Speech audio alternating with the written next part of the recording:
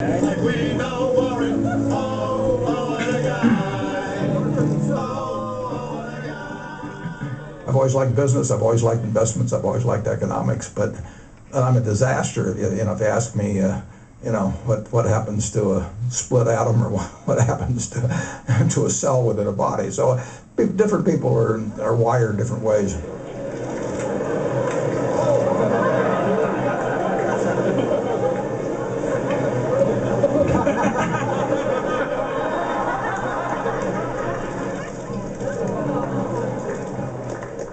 A few years ago, I wrote an article for Fortune on sort of the parable of Squandersville and Thriftsville, which was designed to simplify for people problems inherent in persistent and large trade imbalances.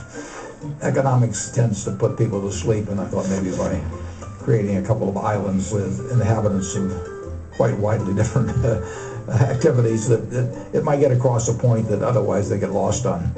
The thrust is that if you own a lot of property, an island in this case, you can trade it off for the things that you eat and consume every day, and you can do that for a long time, but eventually you run out of property and then you have to work a whole lot harder to provide your own needs, but also to pay back for the debt you've incurred.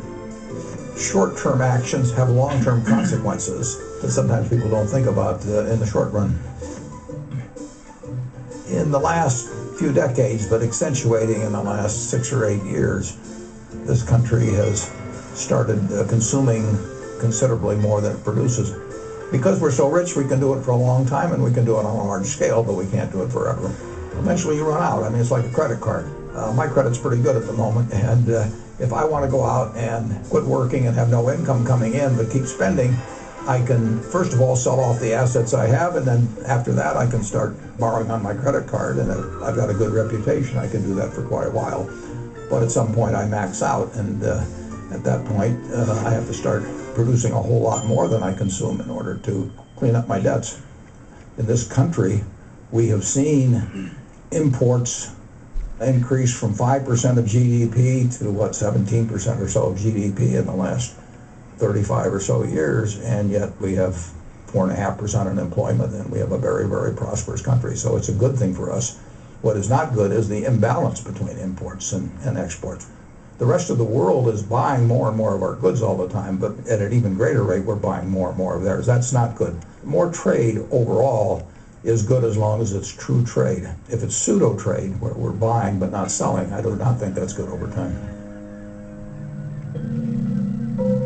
If you're buying more than you're selling, which is what a trade deficit is, eventually your trading partners are going to own a lot of your wealth. When they are not buying your goods and services with this money, they will be looking for ways to invest it. Running large and persistent trade imbalances can be problematic, especially when a country has a low savings rate and its government needs to borrow more money every year to pay its bills. When the federal government needs to borrow money, yeah. Do you know how they do that?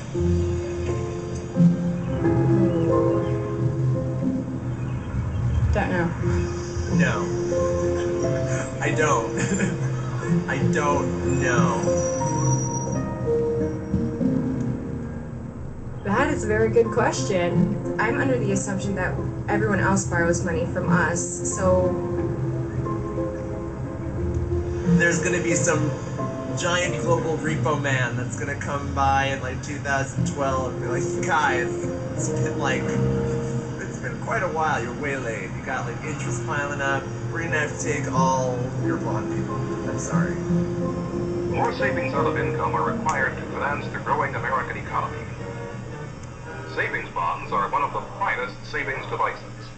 They are a safe, sound investment for the buyer and a source of strength for the nation. The country has asked the people to invest $1 billion in 1 month to help pay for the war. The world's free people are united in their determination. Get those bonds. You're sure to be the happier for it.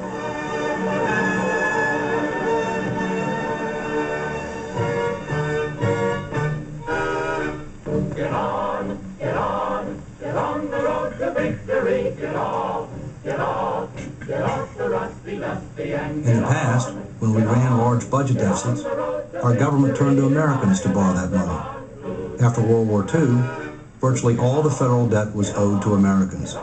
Today, our high budget deficits, our low personal savings rate, and large trade deficits have caused us to become increasingly reliant on foreigners to finance our debt and provide capital for investment. There's nothing inherently wrong with this in the short term, and the truth is America lends money to other countries.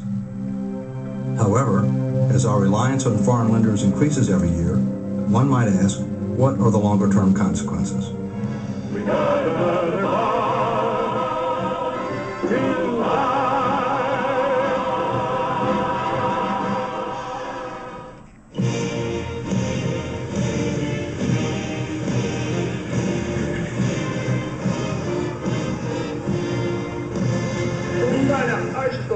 The American people are a great people.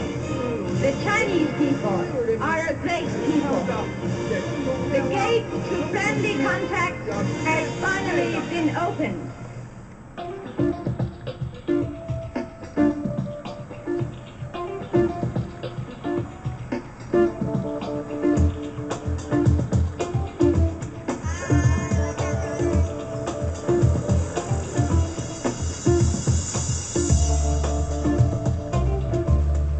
China is probably the biggest global economic story that there is going right now.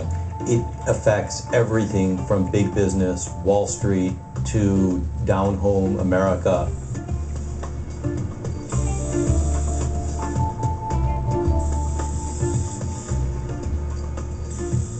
I have a mission. We want to make a brand name. We want to make a good factory. We want to make some nice products. We want to catch up with somebody in front of us. We know what our future is, and frankly speaking, I never imagined I can own such a land and make such a big building.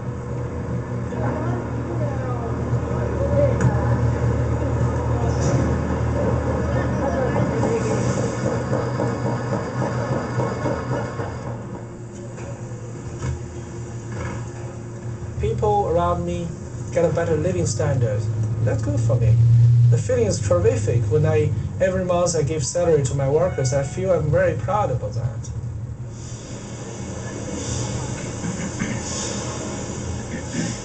对对，这个也是我们相遇的地方。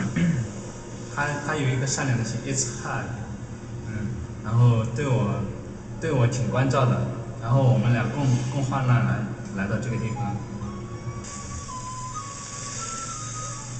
其实这个也是中国的传统文化。我们总共是4000块钱，除了生活以外，生活和房租以外，然后还剩余2500。我们在外面然后经历一些风雨啊，然后感觉这种传统应该坚持下去。作为一个人，他都应该有一个目标。我们的目标就是说，以后将来为我们有个舒适安静的环境啊，或者是说有辆车啊。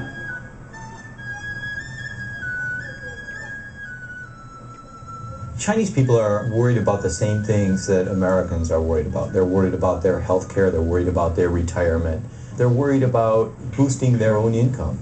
What scares a lot of Americans about China's growing prowess and these $1 trillion plus in foreign exchange reserves is a lot of that money is invested in U.S. Treasury bonds, in U.S. government debt that is keeping U.S. interest rates low and house prices high in the U.S. and allowing the U.S. economy to continue to grow quite well. A lot of people worry that somehow China is going to suddenly ask for its money back and walk away from the U.S. economy. You know, one wouldn't exist without the other one, and I think increasingly the relationship between China and the U.S. is growing tighter, at least economically.